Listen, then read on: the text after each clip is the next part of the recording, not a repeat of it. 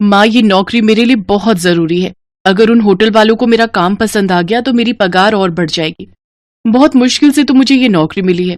अब तुम ऐसे घबरा कर भेजोगी तो वहां इतनी दूर अनजानी शहर में अनजानी जगह पर मेरा बिल्कुल भी मन नहीं लगेगा।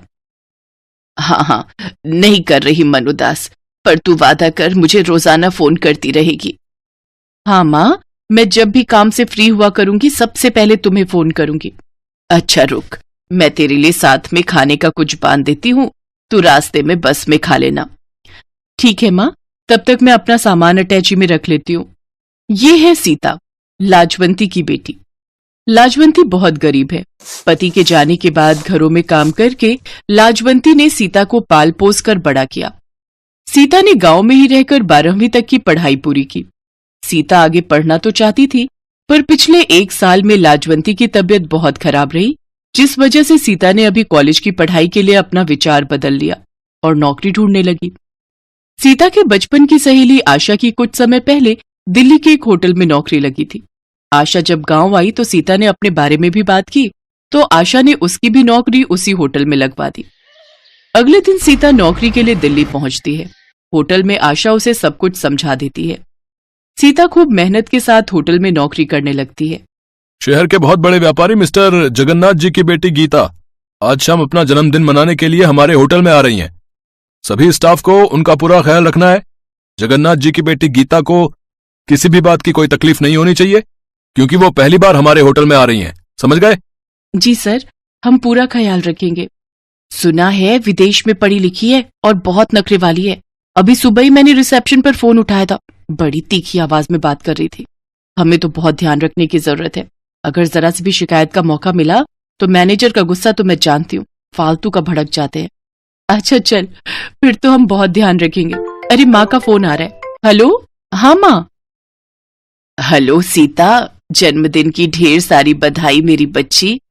थैंक यू माँ, मेरे जन्मदिन पर आपका आशीर्वाद मेरे लिए बहुत महत्व रखता है। आज सीता का भी जन्मदिन है। ये बात सुनकर सभी स्टाफ के लोग सीता को जन्मदिन की बधाई देते हैं। अरे सीता, आज तुम्हारा भी जन्मदिन है। Happy birthday. Happy birthday Sita. वैसे सब किस्मत की बात है। एक तरफ आज तुम्हारा जन्मदिन है जो तुम किसी और के जन्मदिन की तैयारी कर रही हो, और एक तरफ वो लड़की जिसका आज जन्मदिन है, वो कितनी किस्मत वाली है कि वो इतने बड़े होटल में अपने बर्थडे को सेलिब्रेट कर रही है। कहते हैं सब कुछ किस्मत से ही होता है। अब ये सब छोड़ो, अपना अपना काम करते हैं, बहुत सारी तैयारियां करनी है। सीता, तुम्हें मैनेजर साहब बुला रहे हैं। हाँ, मैं अभी आती हूँ। सीता मैनेजर के पास जाती है। सीता, तुम्हें मैं एक स्पेशल ड्यूटी दे रहा हूँ। गीता मैडम के वेलकम के लिए तुम्हें गेट पर ही खड़ा होना है। जैसे ही वो एंट्री लेंगी तुम उनके साथ रहोगी और देखते रहना कि उन्हें किसी भी बात की कोई कमी ना हो। और एक काम करो, अपनी ड्रेस की जगह कोई अच्छी सी स्मार्ट ड्रेस पहन लो ताकि और अच्छा इंप्रेशन पड़े। जी सर। सीता को होटल के गेट पर ड्यूटी मिल जाती है। सीता के पास अपनी तो कोई अच्छी ड्रेस थी नहीं, इसलिए आशा उसे अपनी सुंदर सी ड्रेस दे देती है।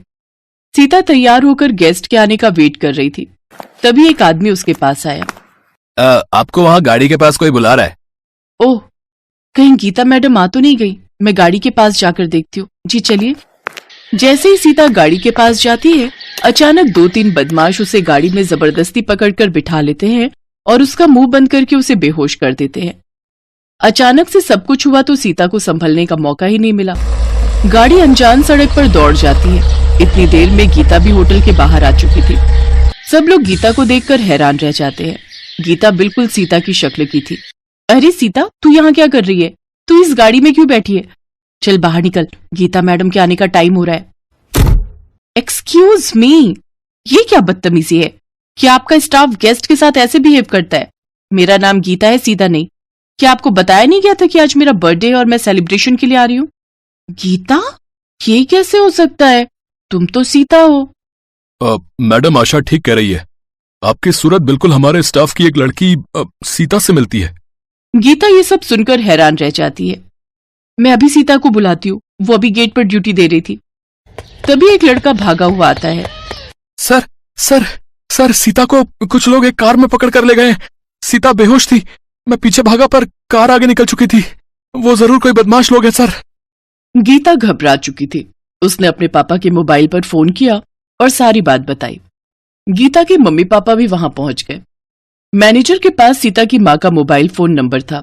सीता की माँ को जब सारी बात पता चलती है तो वो फौरन बस पकड़कर दिल्ली आ जाती है। अचानक सब पलट जाता है। अरे लाजवंती, तुम, और यहाँ इतने सालों बाद तुझे देख रही हूँ। तू कहाँ गायब हो गई थी? मुझे माफ कर दो मेम साहब, मुझसे बहुत बड़ी भूल हो गई। सीता आपकी बेटी है, गीता की जुड़वा बहन। उस रात आपने एक नहीं 2 बेटियों को जन्म दिया था। मेरे मन में लालच आ गया था। मेरी औलाद नहीं थी, इसलिए मैंने आपकी एक बच्ची चुरा ली और अपने साथ गांव ले गई। पर मुझे नहीं पता था कि आज मेरी गलती की सजा मेरी सीता को मिलेगी। मेरी जुड़वा बहन सीता, माँ पापा सीता को बचा लो। मैं जानता हूं ये सब किसका काम है। मुझे लगता है अशोक ने सीता को गीता समझ लिया और मुझसे बदला लेने के लिए वो गीता को अगवा करना चाहता था। चिंता मत करो, वो ज्यादा दूर नहीं गया होगा। हम उसे पुलिस की सहायता से पकड़ लेंगे। गीता के पिता मिस्टर जगन्नाथ ने पुलिस को खबर दी और कुछ ही घंटे में पुलिस अशोक को पकड़ लेती है। सीता सही सलामत मिल जाती है। जब सीता को सच्चाई पता चलती है कि गीता उसकी जुड़वा बहन है और उसके असली माता पिता मिस्टर जगन्नाथ और ममता है, तो वो बहुत रोती है। मेरी बच्ची सीता, इतने सालों तक तू हमसे दूर रही। सीता, हमारी बच्ची। मेरी बहन सीता, तू इतने साल मुझसे दूर रही। मैं भी आप सबको पाकर बहुत खुश हूँ। और माँ, तुमने ऐसा क्यों किया? मेरे अपने माता पिता से मुझे दूर क्यों कर दिया? सीता और गीता एक दूसरे के गले लग जाती हैं। मुझे माफ कर दे सीता, मुझे माफ कर दे। अब तू अपने परिवार के साथ खुश रह। मैं तुझे अपना चेहरा कभी नहीं दिखाऊंगी। मैं हमेशा के लिए चाह रही हूँ। तुम कहीं नहीं जाओगी। जो हुआ बचपन में हुआ। मैंने बचपन से तुम्हें अपनी माँ माना है। मैं तुम्हारे बिना नहीं रह सकती माँ। सीता अपनी माँ के गले लग जाती है क्योंकि लाजवंती ने उसे पाल पोस कर बड़ा किया था। सीता को अपना असली परिवार मिल जाता है, अपनी जुड़वा बहन मिल जाती है और वो अपनी नई जिंदगी की शुरुआत करती है। निधि और सुनिधि दोनों जुड़वा बहनें थीं। बचपन से ही दोनों में बहुत प्यार था। एक दूसरे के साथ रहना, खेलना, हंसना, बातें करना, पढ़ाई भी एक साथ करना, एक से कपड़े पहनना, एक साथ तैयार होना। उन दोनों की जोड़ी को देखकर मोहल्ले और रिश्तेदारी के लोग बहुत तारीफ करते थे। पर स्कूल में उन दोनों को लेकर थोड़ी परेशानी चल रही थी, जिसके लिए उनकी क्लास टीचर उनके पेरेंट्स से बात करना चाहती थी। निधि, सुनिधि, कल पेरेंट्स टीचर मीटिंग है तो अपने मम्मी पापा को बोल देना। ओके मैम, हम बोल देंगे। निधि और सुनिधि दोनों स्कूल के गेट से बाहर आ जाते हैं, पर सुनिधि निधि से कहती है, निधि, तुम मम्मी पापा को पेरेंट्स मीटिंग के बारे में बिल्कुल भी मत बताना। मुझे पता है मैम मम्मी पापा से हमारी क्लास अलग करने की बात कहेंगी। हाँ, तुम ठीक कह रही हो। ये तो मैंने सोचा ही नहीं। अगर हम दोनों की क्लास अलग अलग हो गई तो हम दोनों अलग हो जाएंगे। ठीक है, मैं मम्मी पापा को कुछ नहीं कहूंगी और तुम भी मत कहना। निधि और सुनिधि अपने मम्मी पापा को टीचर पेरेंट्स मीटिंग के बारे में नहीं बताती। पर एक दिन उनकी क्लास टीचर उनकी मम्मी को मार्केट में मिल जाती है और पेरेंट्स मीटिंग की बात करती हैं। तब उनकी मम्मी को पता चलता है कि काफी दिनों से टीचर उनसे मिलना चाह रही थी। आपको पता है इन दोनों की टीचर आज मुझे मिली थी, पर इन दोनों ने इसलिए नहीं बताया ताकि इन दोनों की क्लास अलग ना हो जाए। अभी तो दोनों छोटी हैं, बड़े होकर भी इन्होंने साथ रहने की जिद की तो। मम्मी, हम दोनों हमेशा साथ रहेंगे। हाँ मम्मी, हम हमेशा साथ रहेंगे। कोई नहीं जानकी, बच्चियां हैं, बड़े होकर समझ जाएगी। वक्त के साथ दोनों बहनें बड़ी हो गईं। दोनों के लिए अच्छे घरों के रिश्ते आने लगे। निधि और सुनिधि के मम्मी पापा चाहते थे कि दोनों के लिए अच्छा रिश्ता मिल जाए। निधि एक स्कूल में टीचर थी, जबकि सुनिधि एक बैंक में नौकरी करती थी। दोनों के लिए अच्छे रिश्ते आ रहे थे, पर निधि और सुनिधि दोनों ही हर रिश्ते के लिए मना कर देती थी। क्या हुआ निधि? लड़का बहुत अच्छा था, फिर तुमने रिश्ते के लिए मना क्यों कर दिया बेटिया? बस ऐसे ही, वो मुझे अच्छा नहीं लगा। मैं सब जानता हूँ, ये तुम दोनों की चाल है, इसलिए तुम दोनों हर रिश्ता मना कर देती हो। ऐसे कैसे चलेगा जी? आप इन दोनों के लिए रिश्ते लाते रहोगे, दोनों मना करती रहेंगी। हेलो जी, बोलिए जी। ओह, थैंक यू सो मच, आपने मेरी बहुत बड़ी मदद कर दी। मैं आपसे कल मॉर्निंग में बस स्टॉप पर मिलती हूँ जी। Okay okay. क्या हुआ निधि, तुम इतनी खुश क्यों हो गई? किसका फोन था? अरे आज सुबह बस स्टॉप पर मेरा पर्स गिर गया था। मैं जल्दी में थी, मैंने ध्यान नहीं दिया और यहाँ घर आई तो ये सब हो गया, तो मैं तुम्हें बताना ही भूल गई। वो मेरा पर्स एक है जिनका नाम सौरभ है, उनको मिल गया है।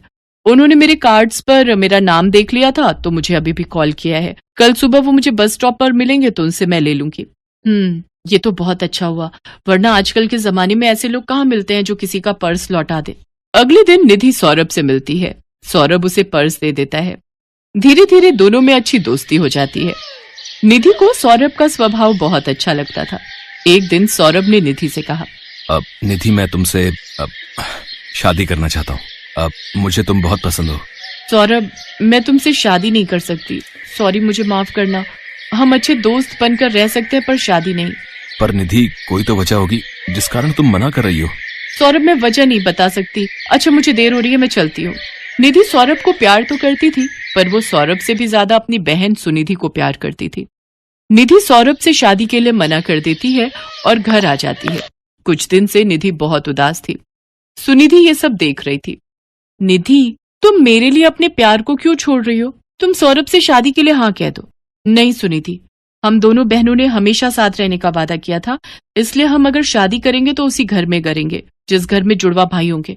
हम जुड़वा बहनें उसी घर में शादी करके जाएंगे। अपनी बेटियों की बात उनके माता पिता सुन लेते हैं। वो दोनों चिंता में पड़ जाते हैं। निधि और सौरभ को मिले कुछ दिन बीत चुके थे। एक दिन निधि अपने कमरे में उदास बैठी थी, तभी उसके फोन पर सौरभ का कॉल आता है। सौरभ, मैंने तुम्हें मना किया था ना, मैं तुमसे शादी नहीं कर सकती, मेरी कुछ पर्सनल वजह है। निधि, मैंने तो तुम्हें इसलिए फोन किया है कि मैं तुम्हें बताना चाहता था कि मैं आज अपनी फैमिली के साथ लड़की देखने जा रहा हूँ। लड़की मुझे पसंद है और मेरी फैमिली भी उसे पसंद करती है। ओह अच्छा, तुम्हें वो लड़की पसंद है? चलो अच्छी बात है, कॉन्ग्रेचुलेशंस। ओके बाय, रखता हूँ। निधि की आंखों में आंसू आ जाते हैं। तभी उसकी मम्मी आवाज लगाती हैं, निधि बेटा, सुनिधि कब की तैयार हो चुकी है। बुआ जी के घर फंक्शन शुरू हो जाएगा और हम देर से पहुंचेंगे तो अच्छा नहीं लगेगा। माँ, मेरा जाना क्या जरूरी है? मेरी तबीयत ठीक नहीं है। निधि देख यार, पहले ही ये साड़ी बांधकर मैं दुखी हो चुकी हूँ, ऊपर से तू ड्रामे मत कर। जल्दी से तू भी ये साड़ी पहनकर तैयार हो जा। निधि और सुनिधि फंक्शन में जाने के लिए तैयार हो चुकी थी। तभी उनके पापा किसी के साथ घर में एंट्री लेते हैं। आइए आइए भाई साहब, आओ बेटा। और आप सबको घर ढूंढने में कोई परेशानी तो नहीं हुई? निधि देखती है उसके सामने सौरभ और उसकी फैमिली खड़ी है, पर सौरभ के साथ हूबहू उसका हमशक्ल एक और लड़का भी खड़ा था जो बिल्कुल सौरभ का जुड़वा लग रहा था। अंकल, ये मेरा जुड़वा भाई गौरव है, कल ही लंदन से वापस आया है। अच्छा, जिनके बारे में तुमने बताया था। हाँ, नमस्ते अंकल। भाई साहब, हमें तो अपने दोनों बेटों के लिए जुड़वा लड़कियां मिल जाएंगी। ये हमने कभी सोचा नहीं था। बिल्कुल जी, दोनों बच्चियां कितनी प्यारी हैं। सौरभ बेटा, इनमें से निधि कौन है, मिलवा दो। अब तक निधि और सुनिधि कुछ भी नहीं समझ पा रही थी। बुआ जी के घर फंक्शन में जाना तो एक बहाना था और सौरभ ने जो फोन किया था कि वो लड़की देखने जा रहा है, सच तो ये था कि वो लड़की निधि ही थी। निधि सुनिधि के पिता सब कुछ बताते हैं। एक दिन निधि के फोन पर सौरभ का फोन आया था। उस समय निधि वहां नहीं थी। निधि के पापा ने सौरभ का फोन उठा लिया था। तब इस बारे में कि निधि और सुनिधि जुड़वा बहनें हैं और वो जुड़वा भाइयों से ही शादी करना चाहती हैं। सौरभ को इस बारे में पता चला और चांस की बात यह थी कि सौरभ और गौरव भी जुड़वा भाई थे। पर सौरभ और गौरव ने ऐसा नहीं सोचा था कि वो दोनों जुड़वा बहनों से शादी कर पाएंगे, पर शायद उन दोनों के संजोग ऐसे ही लिखे थे। सब लोग इस रिश्ते से बहुत खुश होते हैं। निधि और सुनिधि दोनों बहनें गले मिलती हैं। दोनों की खुशी का ठिकाना नहीं था। एक ही मंडप में निधि और सुनिधि दुल्हन बनती है और धूमधाम से दोनों जुड़वा बहनों की शादी दो जुड़वा भाइयों से हो जाती है।